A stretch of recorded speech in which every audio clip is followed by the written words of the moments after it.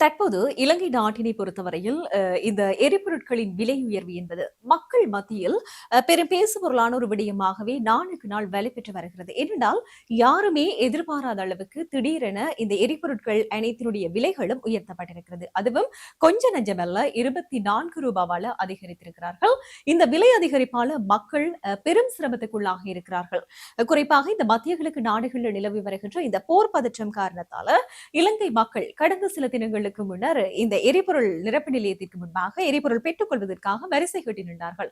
அப்ப அவர்கள் இந்த மாதிரி வரிசை கட்டி நிற்கும் போது ஸ்ரீலங்காவினுடைய ஜனாதிபதி அனுரகுமார் திசாநாயக் அவர்கள் குறிப்பிட்டிருந்தார். எப்படி என்று சொல்ல சொன்னால், யாருமே அச்சப்படவோ பயப்படவோ தேவையில்லை, ஏனென்றால் நாட்டில் போதுமான எரிபொருள் கையிருப்பு இருக்கு என்று சொல்லியிருந்தார். அதுவும் கிட்டத்தட்ட பாத்தீங்கன்னு சொல்லி சொன்னால் 1 மாத காலத்துக்கு தேவையான எரிபொருட்கள் கையிருப்புல இருக்கு என்று சொல்லியிருந்தார். எப்படி இருக்கும்போது அவர் திடீரென ஒரே இரவில இரவோடு இரவாக இந்த எரிபொருட்களினுடைய விலைகள் அதிகரித்திருக்கிறார்.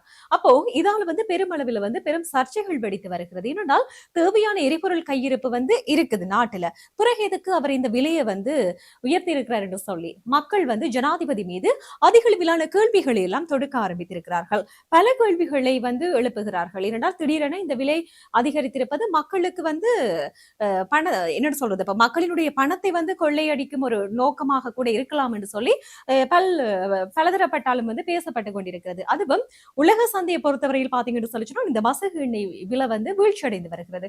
அப்படி இருக்கும்போது பழைய கையிருப்புக்கு புதிய விலையை அறவிடுவது மக்களை ஏமாற்றுகின்ற ஒரு செயலாகத்தான் பார்க்கப்படுகிறது. தற்போதைய ஆளும் தரப்பான இந்த அனுர தரப்பிடமிருந்து என்ன தகவல் வருது என்று சொல்லி சொன்னால், இந்த பெட்ரோல் விலை உயர்வு சார்ந்து என்ன கருத்தை அனுரகுமார் திசாநாயக் அவர்கள் சொல்லியிருக்கிறார் என்றால், தான் எண்ணெய் கிணறு உரிமையாளரும் இல்ல, அதே மாதிரி லாபம் ஈட்டுவதற்காக எண்ணெய் விலையை உயர்த்தவும் இல்லை, அதே போலதான் தான் நிறுவனத்தின் அந்த எண்ணெய் நிறுவனத்தினுடைய முகவரும் இல்லை என்று சொல்லி குறிப்பிட்டிருக்கிறார். இப்படி அந்த எரிபொருள் விலை உயர்வு பற்றி மக்களால் முன்வைக்கப்படுகின்ற பல விமர்சனங்களுக்கு அனுரகுமார் திசாநாயக அவர்கள் இந்த மாதிரி தான் தக்க பதிலடி கொடுத்திருப்பதாக சொல்லப்பட்டிருக்கிறது. தற்போது இந்த விடயம் சமூக வலைத்தளங்கள் மிகவும் பரவலாக பேசப்பட்டுக் கொண்டிருக்கிறது.